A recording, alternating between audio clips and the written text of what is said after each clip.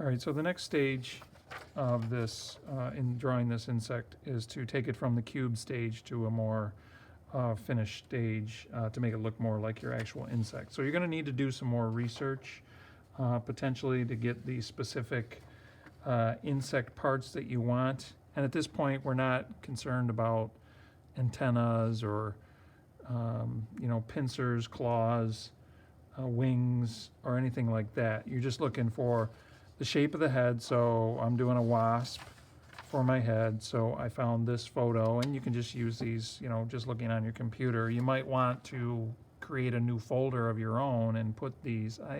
No, you can only view them. You can't download them. So sorry. I have this for the beetle, for the back part of it.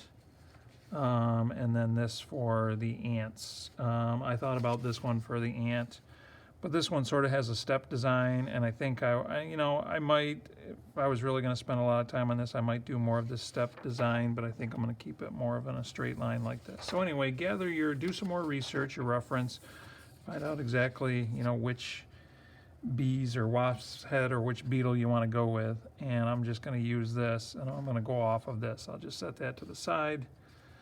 And then you start, redrawing your cube into more of the shape you want. And you might need to just lighten that up first if you drew it kind of dark. And find the center here. Okay, but actually the wasp's head is going to tilt a little bit. So really this whole thing now, even though I drew it going straight up and down, is now going to tilt. I can keep this the same. This will stay the same. This wall just kind of tilt a little bit now like this. And then go across like this. So this is all going to change. I'll probably just get rid of that leg for now.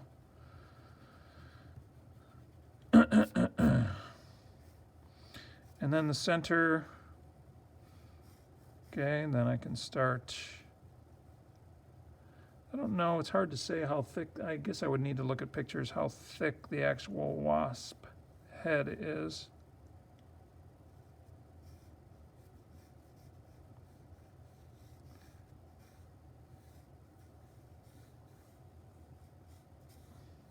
But see, the three, and you might think that it's a lot of extra work to work off of the cube and all that, but it really helps you to think in 3 dimensions.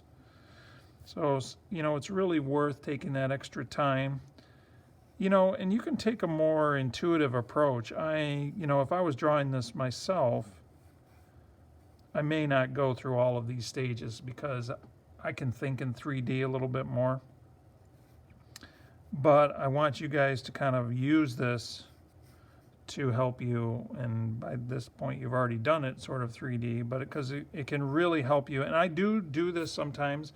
If I'm struggling with getting something at just the right angle, I'll draw it out definitely will draw it out like a cube or a cylinder or whatever, so that I can get that figured out, make sure I've got the center where it should be. I can work some more on that later on. So I'm going to move on to the next section now, because that's basically the shape that I want and the size and so forth. So now I'm going to move on to the ant. And, there's a lot of variety here. I can add other details, like say this spike in the back if I wanted to later on. I'm not too worried about that right now. Now, granted, this is a side view, and I've got to convert it to a 3-dimensional view. So it seems like so they seem to kind of go back like this a little bit. And it doesn't have to be, exact. Obviously there's going to be some roundness to it.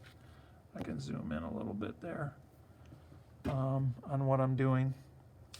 And, your particular insect can be a mixture or an amalgam, if you will, it has to have, the antness or the bee-ness to it. A fancy word would be verisimilitude. It has to have the believability, because no one's going to go you know, in research, when they look at your artwork, somebody might be somebody out there that's an entomologist, right? Somebody who studies bugs and say, geez, that doesn't look like it. That's not true to, you know, what a ant looks like or whatever, right? Let's make this one for variety. Let's make this one bump up a little bit more. That's probably gonna make that round come around like this. And I'm kind of looking at these ants, and I'm kind of doing different things. You know, I might even take my, you know, and even draw these a little bit differently. Play around with what looks right. Let's do something like this. Okay, and I'm kind of leaving these lines in here so I realize, you know, what's the side versus, you know, what's the top, that kind of a thing. And then, okay, let's make this one kind of angled down maybe a little bit. Curve that over. I think as I attach, well, that's got to attach to a flat surface, so I'm going to have to, but I'll make it flat right there. And curve that and make those, see how they, you know, I got these indentations in here, so it looks more, you know, irregular, like a, the thorax of an ant might. You know, just these little indents, like right here, that little kind of indent right there, these, get rid of my words, that little indent there, all those little details kind of do a little something to give it that believability, those three-dimensional details, you know? So we've taken care to give it the structural framework that we want. You know, and who knows, you know, I could move this a little bit where my leg comes in here if I wanted to.